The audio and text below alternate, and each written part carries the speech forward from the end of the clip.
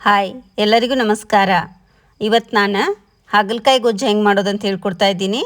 ನಾವು ಇದನ್ನು ಕೈ ಇಲ್ದನೆ ಮಾಡ್ಕೊಳ್ಬೋದು. ಇದಕ್ಕೆ ಟಿಪ್ಸನ್ನು ಹೇಳ್ಕೊತಾ ಹೋಗ್ತೀನಿ. ನೋಡಿ, ಮೊದಲಿಗೆ ನಾನು ಸ್ವಲ್ಪ ಹುಣಸೆಹಣ್ಣು ತೊಗೊಂಡಿದ್ದೀನಿ. ಇದನ್ನು ನೆನೆ ಇಡಬೇಕು. ನೋಡಿ, ನಾನಿಲ್ಲಿ 1/4 kg ಹಾಗಲಕಾಯಿ ತೊಗೊಂಡಿದ್ದೀನಿ. ಇದಕ್ಕಿಷ್ಟು ಲಿಂಬೆ ಗಾತ್ರದಷ್ಟು ಹುಣಸೆಹಣ್ಣು ಸಾಕು. ಈಗ ನೋಡಿ, ನಾವು ಹಾಗಲಕಾಯಿನ ಮೇಲಿನ ಭಾಗನ ನಾವು ತೆಗಿದನ್ನು ಇದೇ ಥರ 2 ಭಾಗದಲ್ಲಿ ಸ್ವಲ್ಪ ಸ್ವಲ್ಪ ಕಟ್ ಮಾಡ್ಕೊಂಡು ಇದರಲ್ಲಿರೋ ಬೀಜನ ತೆಗಿಬೇಕು. ನೋಡಿ, ಈ ಥರ ಬೀಜ ತಗೊಳ್ಬೇಕು. ಅಥವಾ ಒಂದರೊಳಗೆ 2 ಭಾಗ ಮಾಡ್ಕೊಂಡು ಈ ಬೀಜ ತಿನ್ಲಿಕ್ಕಾಗಲ್ಲ ಅಂಥೇಳಿ ನಾವು ಈ ಥರ ಬೀಜನ ತೆಗಿಬೇಕು. ನೋಡಿ, ಅಂದರೆ ಕೈ ಅಂಶ ಕಡಿಮೆ ಆಗುತ್ತೆ. ಬೀಜ ತಿನ್ನಲಿಕ್ಕೂ ಆಗಲ್ಲ. ಎಳೆ ಬೀಜ ಇದ್ರೆ ನಡೆಯುತ್ತೆ, ದಪ್ಪ ಬೀಜ ಇದ್ರೆ ತಿನ್ಲಿಕ್ಕಾಗಲ್ಲ ಅಂಥೇಳಿ ನಾವು ಈ ಥರನ ಬೀಜನ ಕ್ಲೀನಂಗೆ ತೆಗೆದಿಟ್ಕೊಳ್ಬೇಕು. ನೋಡಿ, ಹಾಗಲಕಾಯಿ ಆರೋಗ್ಯಕ್ಕೂ ಒಳ್ಳೆಯದು. ನಾವು ಎಣ್ಗಾಯಿ ಮಾಡಿರ್ತೀವಿ, ಪಲ್ಯ ಮಾಡಿರ್ತೀವಿ. ಈ ಥರ ಗೊಜ್ಜು ಮಾಡ್ಕೊಂಡು ತಿನ್ನೋದ್ರಿಂದ ರೊಟ್ಟಿಗೆ, ಚಪಾತಿಗೆ ಮತ್ತು ಅನ್ನಕ್ಕೂ ಚೆನ್ನಾಗಿರುತ್ತೆ. ನೋಡಿ, ಸ್ವಲ್ಪನೂ ಕೈ ಬರಲ್ಲ, ಅಷ್ಟು ಚೆನ್ನಾಗಿರುತ್ತೆ. ಒಂದು ಸಲ ನೀವು ಟ್ರೈ ಮಾಡಿ ನೋಡಿ. ನೋಡಿ, ಈ ಥರ ಒಂದು ಬೀಜ ಇಲ್ದಂಗೆ ನಾವು ಕ್ಲೀನಂಗೆ ಎಲ್ಲ ಹಾಗಲಕಾಯಿಗಳನ್ನ ತೆಗೆದಿಟ್ಕೊಂಡಿದ್ದೀನಿ. ನೋಡಿ, ಈ ಥರ ಬೀಜನ ತೆಗೆದಿಟ್ಕೋಬೇಕು. 1 ಸ್ಪೂನ್ ಸಾಯ ಅಥವಾ ಚಾಕು ಸಾಯದಿಂದ ಈ ಥರ ನಾವು ಬೀಜಗಳನ್ನ ತೆಗೆದಿಟ್ಕೊಳ್ಬೇಕು. ನೋಡಿ, ಯಾರು ಹೊಸವಾಗಿ ಕಟ್ ಮಾಡ್ತೀರಾ ಅವರು ಈ ಥರ 1ರಲ್ಲಿ 2 ಭಾಗ ಮಾಡ್ಕೊಂಡು ಕಟ್ ಮಾಡಿಟ್ಕೊಳ್ಬೇಕು. ಹಣ್ಣಾಗಿದ್ದರೆ ತಿನ್ನಬೇಡಿ. ನೋಡಿ, ಅದು ಹಣ್ಣಾಗಿದೆ ಅಂಥೇಳಿ ನಾನು ಹಾಗಲಕಾಯಿ ತೆಗೆದಿಟ್ಟಿದ್ದೀನಿ. ಈಗ ನೋಡಿ, ನಾನೆಲ್ಲ ಹಾಗಲಕಾಯಿ ಬೀಜಗಳನ್ನ ಈ ಥರ ತೆಗೆದಿಟ್ಕೋಬೇಕು. ನೋಡಿ, ಈಗ ರೆಡಿಯಾಗಿದೆ. ಇದು ಈ ಥರ ಕ್ಲೀನಂಗೆ ತೆಗೆದಿಟ್ಕೊಳ್ಬೇಕು ಬೀಜನ ನಾವು. ಈಗ ನೋಡಿ, ಈ ಥರ ನಾವು ಸಣ್ಣ ಸಣ್ಣ ಪೀಸ್ಗಳನ್ನಾಗಿ ಕಟ್ ಮಾಡ್ಕೊಳ್ಬೇಕು. ಅಂದ್ರೇ ಕೈ ಅಂಶ ಬರಲ್ಲ. ಫ್ರೈ ಮಾಡೋ ಮುಂದೆ ನಮಗೆ ರುಚಿನೂ ಇರುತ್ತೆ. ನೋಡಿ, ಮತ್ತು ಬೇಗ ಫ್ರೈನೂ ಆಗುತ್ತೆ. ನೋಡಿ, ಈ ಥರ ನಾವು ಚಿಕ್ಕದಾಗಿ ಕಟ್ ಮಾಡ್ಕೊಳ್ಬೇಕು. ಎಷ್ಟು ಸಾಧ್ಯವಾಗುತ್ತೋ ಅಷ್ಟು ನಾವು ಚಿಕ್ಕದಾಗಿ ಕಟ್ ಮಾಡ್ಕೊಳ್ಳೋದ್ರಿಂದ ಕೈ ಅಂಶ ಬರಲ್ಲ ಮತ್ತು ಫ್ರೈನೂ ಬೇಗ ಆಗುತ್ತೆ. ನೋಡಿ, ಈ ಥರ ಚಿಕ್ಕದಾಗಿ ಕಟ್ ಮಾಡ್ಕೊಳ್ಬೇಕು. ಈಗ ಇದು ರೆಡಿಯಾಗಿದೆ. ಇದು ಚಿಕ್ಕದಾಗಿ ಕಟ್ ಮಾಡ್ಕೋದೂ ಒಂದು ಟಿಪ್ಸು. ಮತ್ತು ಬೀಜನ ನೀಟಾಗಿ ತಗೊಳ್ಬೇಕು. ಮತ್ತು ಮೇಲಿನ ಭಾಗನ ತೆಗಿಲಿಕ್ಕೆ ಹೋಗಬೇಡಿ.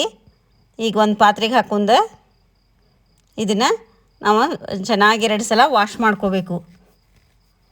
ಈಗ ಇದಕ್ಕೆ ಸ್ವಲ್ಪ ನಾವು ನೀರು ಹಾಕಿ, ಒಂದು ಚಿಟಿಕೆ ಅರಿಶಿನ ಹಾಕಿ, ಮತ್ತು ಸ್ವಲ್ಪ ಉಪ್ಪು ಹಾಕಿ ಒಂದು 10 ಮಿನಿಟ್ ನಾವು ಇದನ್ನು ನೆನೆಲಿಕ್ಕೆ ಇಡೋಣ.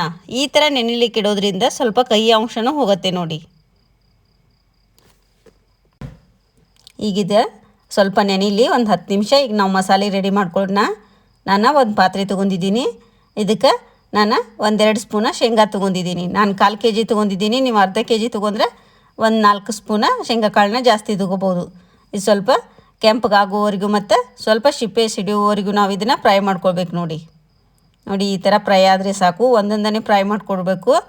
ನೋಡಿ, ಈಗ ನಾನು ಅದ್ರಾಗನೇ ಎಳ್ಳು ತೊಗೊಂಡಿದ್ದೀನಿ, 1.5 ಸ್ಪೂನು. ಈಗ ಎಳ್ಳು ಚಟಪಟ ಸಿಡಿತಿರ್ತೇವೆ ಅನ್ನುವಾಗನ ಸ್ವಲ್ಪ ದಾಲ್ಚೀನಿ ಮತ್ತು 1-2 ಲವಂಗನ ಹಾಕ್ಕೊಂಡಿದ್ದೀನಿ ನಾನು ಮಸಾಲೆಗೆ. ಈಗ ಸಪ್ರೇಟಾಗಿ ಹುರ್ಕೊಳ್ಬೇಕು. ನಾನು 2 ಒಂದರದಲ್ಲೇ ಹಾಕ್ಕೊಂಡೆ.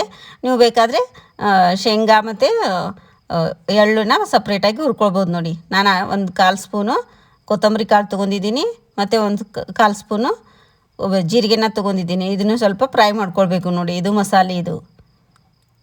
ಈಗ ಇದಕ್ಕೆ ನಾನು ಶೇಂಗಾ ಮತ್ತು ಎಳ್ಳು ಮತ್ತು ದಾಲ್ಚಿನ್ನಿ ಮತ್ತು ಲವಂಗನ ಮಿಕ್ಸ್ ಮಾಡ್ಕೊಂಡಿದ್ದೀನಿ. ಸ್ವಲ್ಪ ಆರಾದ್ಮೇಲೆ ಇದನ್ನು ಮಿಕ್ಸಿಗೆ ಹಾಕೊಂಡು ನಾವು ಇದನ್ನು ನುಣ್ಣಗೆ ರುಬ್ಕೊಂಬರ್ಬೇಕು. ನೋಡಿ, ಆರಿದಾದ್ಮೇಲೆ ರುಬ್ಕೊಂಬನ್ನಿ. ಈಗ ಇದಕ್ಕೆ ಸ್ವಲ್ಪ ಉಪ್ಪು ಹಾಕ್ಕೊಳ್ತಾ ಇದ್ದೀನಿ. ಇದು ಮಸಾಲಿನ ಇದಕ್ಕೆ ಕೈ ಅಂಶನೂ ಕಡಿಮೆ ಮಾಡತ್ತೆ. ನೋಡಿ, ಮತ್ತು ಎಣ್ಣಿನ ಅಂಶನೂ ಇರುತ್ತೆ. ಎಳ್ಳು ಶೇಂಗಾದಲ್ಲಿ ಎಣ್ಣಿನ ಅಂಶ ಇರುತ್ತೆ. ನೋಡಿ, ಮತ್ತು ನಾನಿಲ್ಲಿ 1 ಈರುಳ್ಳಿ ಬೆಳ್ಳುಳ್ಳಿನ ತೊಗೊಂಡಿದ್ದೀನಿ. ಬೆಳ್ಳುಳ್ಳಿನ ಈ ಥರ ಗೊಜ್ಜಿಗೆ ನೀವೇನಾದರೂ ಕುಟಾಣಿಯಲ್ಲಿ ಕುಟ್ಕೊಳ್ಬೋದು ಅಥವಾ ಈ ಥರ ಸ್ಮ್ಯಾಶ್ ಮಾಡ್ಕೊಳ್ಬೋದು. 1 ಈರುಳ್ಳಿ ತೊಗೊಂಡಿದ್ದೀನಿ, ಸಾಕು. ಇದನ್ನು ನಾನು ಚಿಕ್ಕದಾಗಿ ಕಟ್ ಮಾಡ್ಕೊಂಡಿದ್ದೀನಿ. ನೋಡಿ, ಚಿಕ್ಕದಾಗಿ ಕಟ್ ಮಾಡ್ಕೋದ್ರಿಂದ ಗೊಜ್ಜು ತಿನ್ಲಿಕ್ಕೆ ಚೆನ್ನಾಗಿರತ್ತೆ ಅಂಥೇಳಿ ಈ ಥರ ನಾವು ಚಿಕ್ಕದಾಗಿ ಕಟ್ ಮಾಡ್ಕೋಬೇಕು. ನೋಡಿ, ಈಗ 10 ಮಿನಿಟ್ ಆದಮೇಲೆ ಇದನ್ನು ಚೆನ್ನಾಗಿ ನಾವು ಈ ಥರ ಇವನ್ನ ತೊಗೋಬೇಕು. ಹಾಗಲಕಾಯಿನ ಈ ಥರ ಕೈಯಲ್ಲಿ ಹಿಂಡಿ. ನೋಡಿ, ಕೈ ಅಂಶ ಕಡಿಮೆ ಆಗಿರುತ್ತೆ. ಈಗ ಮತ್ತೆ 1-2 ಸಲ ನಾವು ಇವನ್ನ ಹಾಗಲಕಾಯಿನ ತೊಳ್ಕೊಬೇಕು. ನೋಡಿ, ಮತ್ತೆ ನಾನು 1-2 ಸಲ ತೊಳ್ಕೊಂಡು ಇವನ್ನ ಹಾಗಲಕಾಯಿನ ಪಲ್ಯ ಮಾಡ್ತೀನಿ. ಈಗ ಪಲ್ಯ ಎಲ್ಲ ಗೊಜ್ಜು ಮಾಡ್ತಾಯಿದ್ದೀನಿ. ಪಲ್ಯನೇ ಬೇರೆ ಮಾಡ್ತೀವಿ ಮತ್ತು ಹಾಗಲಕಾಯಿ ಎಣ್ಗಾಯಿನೂ ಬೇರೆ ಮಾಡ್ತೀವಿ. ನೋಡಿ, ಈಗ ರೆಡಿಯಾಗಿದೆ. ಈಗ ಇದನ್ನು ನಾವು ಫ್ರೈ ಮಾಡ್ಕೊಳ್ಬೇಕು. ಸ್ವಲ್ಪ ನೀರಿನ ಅಂಶ ಹೋಗ್ಲಂತೇಳಿ ಹಾಗೆ ನಾನು ಒಂದು ಪಾತ್ರೆಗೆ ಹಾಕ್ಕೊಂಡು ಇದನ್ನು ಲೈಟಾಗಿ ಫ್ರೈ ಮಾಡ್ಕೊಳ್ಬೇಕು. ಈಗ ನೋಡಿ ನೀರಿನ ಅಂಶ ಹೋದ್ಮೇಲೆ ಸ್ವಲ್ಪ 1-2 ಸ್ಪೂನ ನಾವು ಎಣ್ಣೆನ ಹಾಕ್ಕೊಳ್ಬೋದು. ನೋಡಿ ನೀರಿನ ಅಂಶ ಹೋಗೋವರೆಗೂ ಸ್ವಲ್ಪ ನಾವು ಫ್ರೈ ಮಾಡ್ಕೊಳ್ಬೇಕು. ಈ ಥರ ಸ್ಲೈಸ್ನ ತಿಳುವಂಗೆ ಕಟ್ ಮಾಡೋದ್ರಿಂದ ಬೇಗ ಫ್ರೈ ಆಗುತ್ತೆ ಮತ್ತು ಕೈ ಅಂಶನೂ ಬರಲ್ಲ ಗೊಜ್ಜು ಮಾಡೋದ್ರಿಂದ. ನೋಡಿ ಈಗ ಒಂದು ಸ್ಪೂನ್ ಎಣ್ಣೆ ಹಾಕ್ಕೊಂಡು ಚೆನ್ನಾಗಿ ಈ ಥರ ಫ್ರೈ ಮಾಡ್ಕೊಳ್ಬೇಕು. ಗರಿ ಆಗೋವರೆಗೂ ನಾವು ಇದನ್ನು ಫ್ರೈ ಮಾಡ್ಕೊಳ್ಬೇಕು ಮತ್ತು ಕಲರ್ ಚೇಂಜ್ ಆಗೋವರೆಗೂ ಫ್ರೈ ಮಾಡ್ಕೊಳ್ಬೇಕು. ಅಂದ್ರೇ ಕೈ ಅಂಶ ಕಡಿಮೆ ಆಗಿರುತ್ತೆ. ಈ ಚಿಕ್ಕ ಮಕ್ಕಳು ತಿನ್ನದೇ ಇದ್ದವರು ತಿಂತಾರೆ ನೋಡಿ ಈ ಥರ. ಇದಕ್ಕೆ ಇದೇ ಥರನೂ ಈ ಥರ ಫ್ರೈ ಮಾಡ್ಕೊಂಡು ಸ್ವಲ್ಪ ಉಪ್ಪು ಮತ್ತು ಖಾರ ಪುಡಿ ಹಾಕ್ಕೊಂಡು ಹಾಗೆ ಸೈಡಿಗೆ ನಾವು ಈ ಸಲಾಡ್ ಥರನೂ ತಿನ್ಬೋದು ಇದನ್ನು. ನೋಡಿ ಈಗ ಕಲರ್ ಚೇಂಜ್ ಆಗಿದೆ. ಇನ್ನೊಂದು ಸ್ವಲ್ಪ ಕೆಂಪಗಾಗುವವರೆಗೂ ನಾವು ಇದನ್ನು ಫ್ರೈ ಮಾಡ್ಕೊಳ್ಬೇಕು. ಮಧ್ಯಮ ಉರಿ ಇಟ್ಕೊಂಡು ನಾವು ಒಂದು 3-4 ಮಿನಿಟ್ ಆದರೂ ನಾವು ಫ್ರೈ ಮಾಡ್ಕೋಬೇಕು. ಅಂದ್ರೇ ನೋಡಿ ಗರಿಯಾಗಿ ಎಷ್ಟು ಚೆನ್ನಾಗಿ ಫ್ರೈ ಆಗಿದೆ ಇದು. ನೋಡಿ ಈ ಥರ ಫ್ರೈ ಆದರೆ ಸಾಕು, ಕೈ ಅಂಶನೂ ಕಡಿಮೆ ಆಗಿರುತ್ತೆ ನೋಡಿ ಇದು. ನೋಡಿ ಇದು ರೆಡಿಯಾಗಿದೆ. ಈಗ ಎಣ್ಣೆ ಬಿಡ್ತಾ ಇದೆ ಅಂದರೆ ಚೆನ್ನಾಗಿ ಫ್ರೈ ಆಗಿದೆ ಎಂದರ್ಥ. ಈಗ ನಾನು ಇದನ್ನು ಒಂದು ಪಾತ್ರೆಗೆ ಹಾಕಿಟ್ಕೋತಾ ಇದ್ದೀನಿ. ಈಗ ಅದೇ ಪಾತ್ರೆಗೆ ನಾನು 1-2 ಸ್ಪೂನ್ ಎಣ್ಣೆ ಹಾಕ್ಕೊಳ್ತಾ ಇದ್ದೀನಿ. ಶುಗರ್ ಇದ್ದವ್ರಿಗಂತೂ ಹಾಗಲಕಾಯಿ ಪಲ್ಯ ಆರೋಗ್ಯಕ್ಕೂ ಒಳ್ಳೆಯದು. ನೋಡಿ ಈ ಥರ ಮಾಡ್ಕೊಂಡ್ರೆ ಗೊಜ್ಜನ್ನು ಮಾಡ್ಕೊಂಡ್ರೆ ಚೆನ್ನಾಗಿರುತ್ತೆ. ಈಗ ಇದಕ್ಕೆ ನಾನು ಈರುಳ್ಳಿ ಹಾಕ್ಕೊಂಡಿದ್ದೀನಿ. ನಾನು ಜೀರಿಗೆ ಎಲ್ಲ ಇದಕ್ಕೆ ಹಾಕ್ಕೊಂಡಿದ್ದೀನಿ, ಮಸಾಲೆಗೆ ಹಾಕ್ಕೊಂಡಿದ್ದೀನಿ ಅಂತ ಜೀರಿಗೆ ಎಲ್ಲ ಹಾಕ್ಕೊಂಡಿಲ್ಲ. ಈ ಥರ ಈರುಳ್ಳಿ ಕೆಂಪಗಾಗೋವರೆಗೂ ಸ್ವಲ್ಪ ನಾವು ಇದನ್ನು ಫ್ರೈ ಮಾಡ್ಕೊಳ್ಬೇಕು. ಒಂದು ಅರ್ಧ ಮಿನಿಟ್ ಫ್ರೈ ಮಾಡಿದರೆ ಫ್ರೈ ಆಗುತ್ತೆ ನೋಡಿ ಇದು. ಈಗ ಇದಕ್ಕೆ ನಾನು ಒಂದು 3-4 ಕೆಂಪು ಮೆಣಸಿನ್ಕಾಯಿ ಹಾಕ್ಕೊಳ್ತಾ ಇದ್ದೀನಿ. ನಿಮ್ಮ ಕಡೆ ಯಾವುದಿರುತ್ತೆ ಅದು ಹಾಕ್ಕೊಳ್ಳಿ, ಬ್ಯಾಡಗಿ ಮೆಣಸಿನ್ಕಾಯಿ ಹಾಕ್ಕೊಳ್ಳಿ ಬೇಕಾದ್ರೆ, ಇಲ್ಲದಕ್ಕೆ ನೀವು ಸ್ಕಿಪ್ಪನ್ನು ಮಾಡ್ಕೊಳ್ಬೋದು. ಈಗ ಇದಕ್ಕೆ ನಾನು ಬೆಳ್ಳುಳ್ಳಿನೂ ಹಾಕ್ಕೊಳ್ತಾ ಇದ್ದೀನಿ ನೋಡಿ. ಬೆಳ್ಳುಳ್ಳಿ ಹಾಕ್ಕೊಂಡು ಹಸಿ ವಾಸನೆ ಹೋಗೋವರೆಗೂ ಸ್ವಲ್ಪ ಫ್ರೈ ಮಾಡ್ಕೊಳ್ಬೇಕು. ಈ ಥರ ಮೆಣಸಿನ್ಕಾಯಿ ಗರಿ ಆಗೋವರೆಗೂ ಮತ್ತು ಬೆಳ್ಳುಳ್ಳಿ ಹಸಿ ವಾಸನೆ ಹೋಗೋವರೆಗೂ ಫ್ರೈ ಮಾಡ್ಕೊಂಡು ನಾವು ಹಾಗಲಕಾಯಿ ಹಾಕ್ಕೊಂಡು ಒಂದು ಸಲ ಮಿಕ್ಸ್ ಮಾಡ್ಕೊಂಡು ಈ ಥರ ನಾವು ಮಿಕ್ಸ್ ಮಾಡ್ಕೊಂಡು ಈಗ ಒಂದೇ 1 ಮಿನಿಟ್ ಇನ್ನೊಂದು ಸ್ವಲ್ಪ ಗರಿ ಆಗಲಿ ಅಂಥೇಳಿ ಮಿಕ್ಸ್ ಮಾಡ್ಕೊಂಡು ಈಗ ಇದಕ್ಕೆ ನಾವು ಒಂದು ಸ್ವಲ್ಪ ಅಚ್ಚ ಖಾರದ ಪುಡಿ, ಅರಿಶಿನ, ಅಚ್ಚ ಖಾರದ ಪುಡಿ ಹಾಕ್ಕೊಂಡು ಸ್ವಲ್ಪ ಮಿಕ್ಸ್ ಮಾಡ್ಕೊಳ್ಬೇಕು ನೋಡಿ. ಈ ಥರ ಮಿಕ್ಸ್ ಆದಮೇಲೆ ನಾವು ಈಗ ನೋಡಿ ಈಗ ಚೆನ್ನಾಗಿ ಮಿಕ್ಸ್ ಆಗಬೇಕಿದು. ಈಗ ಇದಕ್ಕೆ ನಾನು ಹುಣಸೆ ಹುಳಿ ಹಾಕ್ಕೊಳ್ತಾ ಇದ್ದೀನಿ. ನೆನೆಸಿದಂಥ ಹುಣಸೆ ಹುಳಿನ ಹಾಕ್ಕೊಂಡು ಮಿಕ್ಸ್ ಮಾಡ್ಕೊಂಡು ಸ್ವಲ್ಪ ಬೇಯಲಿಕ್ಕೆ ಇಟ್ಕೊಳ್ತೀನಿ. ಉಪ್ಪನ್ನು ನೋಡ್ಕೊಂಡು ಹಾಕ್ಕೋತೀವಿ. ಮಸಾಲೆಗೆ ಸ್ವಲ್ಪ ಉಪ್ಪು ಹಾಕ್ಕೊಂಡಿದ್ದೀನಿ ನಾನು.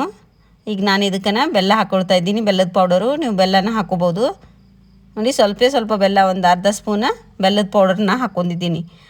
ಇದನ್ನು ಸ್ವಲ್ಪ ಬೇಯಲಿಕ್ಕೆ ಇಡೋಣ ನೋಡಿ. ಸ್ವಲ್ಪ ಬೆಂದಾದಮೇಲೆ 1-2 ಮಿನಿಟ್ ಬೆಂದಾದಮೇಲೆ ಹುಳಿ ಮತ್ತು ಬೆಲ್ಲ ಕೈ ಚೆನ್ನಾಗಿರುತ್ತೆ ನೋಡಿ. ಇದು ಕುದ್ದಾದಮೇಲೆ ಇದಕ್ಕೆ ನಾವೀಗ ಇದು ಕುದ್ದಾದಮೇಲೆ ನಾವು ಲಾಸ್ಟಿಗೆ ಮಸಾಲೆ ಹಾಕ್ಕೋಬೇಕು. ಮಸಾಲೆ ಹಾಕ್ಕೊಂಡು ಮಿಕ್ಸ್ ಮಾಡ್ಕೊಂಡು ಈ ಥರ ನಿಮಗೆ ಎಷ್ಟು ಬೇಕೋ ಅಷ್ಟು ಗಟ್ಟಿ ನೋಡ್ಕೊಂಡು ನೀವು ನೀರು ಹಾಕ್ಕೊಳ್ಬೇಕು. ಈ ಚೆನ್ನಾಗಿ ಮಿಕ್ಸ್ ಮಾಡ್ಕೊಂಡಾದ್ಮೇಲೆ ನೋಡಿ ನಿಮಗೆ ಗೊಜ್ಜು ಅಂದರೆ ಸ್ವಲ್ಪ ನೀರು ಬೇಕೇ ಬೇಕು. ಅದಕ್ಕೆ ಒಂದು ಅರ್ಧ ಗ್ಲಾಸ್ ನೀರು ಹಾಕ್ಕೊಂಡಿದ್ದೀನಿ ನಾನು.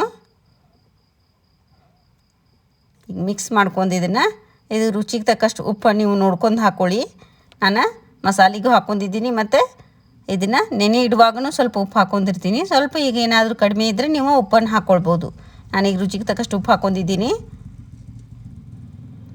ಈಗಿದೆ ರೊಟ್ಟಿಗೂ ಚೆನ್ನಾಗಿರುತ್ತೆ, ಅನ್ನಕ್ಕೂ ಚಪಾತಿಗಂತೂ ಇನ್ನೂ ಚೆನ್ನಾಗಿರುತ್ತೆ ನೋಡಿ. ಒಂದು ಸಲ ಟ್ರೈ ಮಾಡಿ ನೋಡಿ.